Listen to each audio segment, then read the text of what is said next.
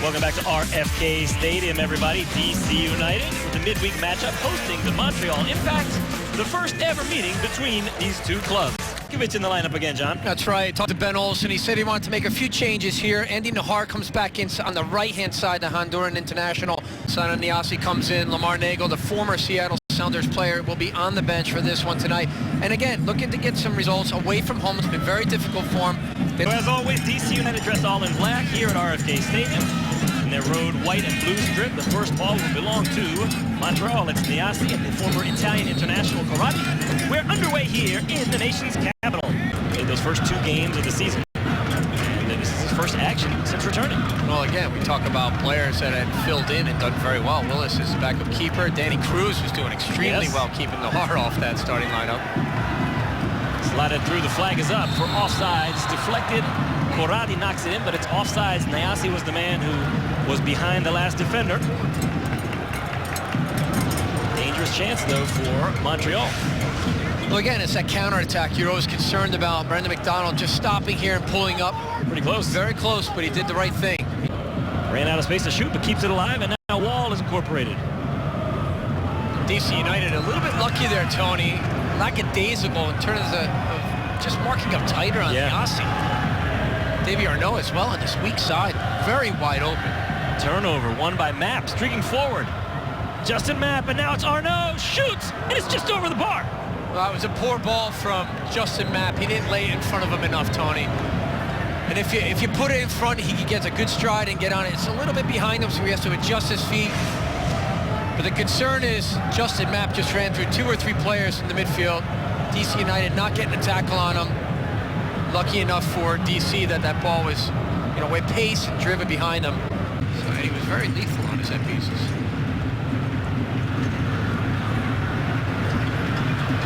Sawyer has it at his feet now. Nahar making the run. Still Dayro into the box. 3 players around him. Still Dayro shoots, and it's just over. Excellent run, everything but the finish, but my goodness, John, he needs the ball at his feet. Well, it's unreal, because the imagination, the way he plays, goes in and out. The skill level is fantastic. He does all the hard work, everything. Player from behind coming on pressure, close quarters there, goes in and out, beats one more. Just a final touch, he's leaning back. It's a great run, though, and that's what you want to see more from Di Rosario. It's still playing with the ball at his feet. Corradi again, that time he couldn't get to it. Good work from McDonald. Boscovich working with De Leon, slided through, onside is De Rosario, one-on-one. Dayro dribbles the keeper, what a save! Dove in, blocked it away, the goal is still open. De Leon has it. Ricketts now working backwards.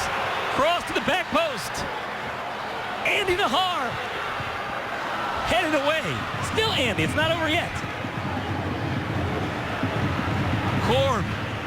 There goes the cross. Diving defensive header. Now Woolard smashes it miles over the goal. It's a goal kick. Excellent ball played through again by the rookie De Leon. And he just tries to be neat and tidy and tuck it around to the left. Slows down a little bit too much. It is a great ball by De Leon to the back post. Again, Andy Nahar keeps it alive. Just unlucky there. It was good that he mentioned Boscovich had a good game. Sometimes it's hard to judge a player like that. But coach was pleased, so I think everyone should be pleased. Pontius dancing inside, outside, shooting into the side netting. And it's deflected out. Ferrari says he didn't touch it. And everybody arguing with the ref, I think, by the reactions. The ref may have missed that one. We'll take another look and see. We see here just that transition game. It's been one end to the other, really.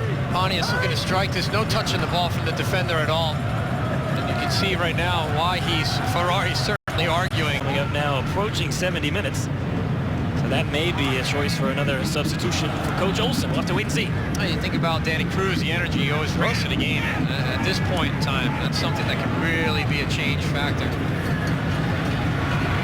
Onside, another cross, driven in, headed, and it's a goal! Corradi missed one a second ago. No mistake on this one as he smashes the header into the back of the net. We're just talking about the transition, how open the game has been from one end to the other, Tony. Not a lot of play through that midfield.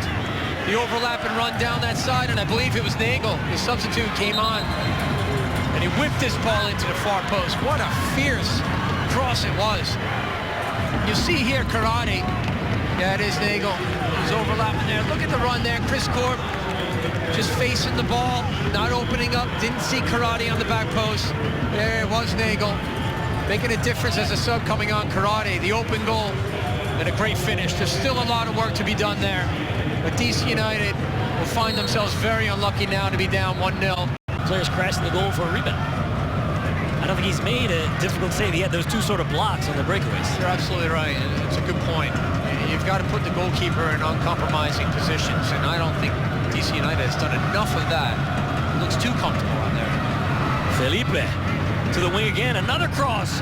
Corani with his back to the goal. Leaves it. The shot from Warner, inches wide. Well, I think there's a concern right now.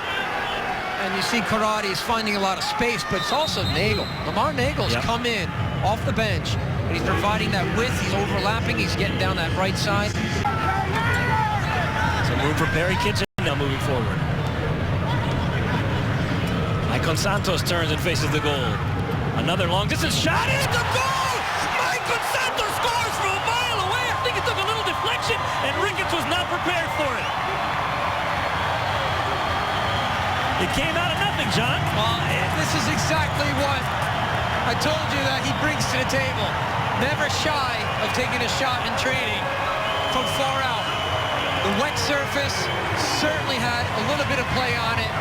The ball got very wicked pace. He kept it hard and low. And maybe there was a slight deflection, but I'm not so sure. Yeah, I don't know. That ball was driven. Santos knew what he wanted to do. He turns here, the open light, bang, just hits it down low. Ricketts a little bit slow to react. Here it is. See how they drop off him, and that's the wrong thing from Seattle. Hey, there was a slight deflection there, yeah. Russell with the long ball in towards Michael Santos. Headed away, but it falls for Dayro. De Rosario into the box. Still Dwayne crosses it, and it's a goal! It's offside, offside, offside, offside. Michael Santos thought he had the game winner, but the flag was up. We'll have to take another look. That was a tough one. It looked like he may have been behind the ball. There's no way to know until we see the replay. Here it comes. Well, it's an excellent ball played in here. De Rosario, the heart of the line, and he breaks through that midfield and continues right on. Excellent service in there. I think it might be the right call. It's so hard to tell. He's definitely not behind the ball, but maybe that other defender keeping him on. I think it is the right call from the assistant referee. Maybe half a yard. Just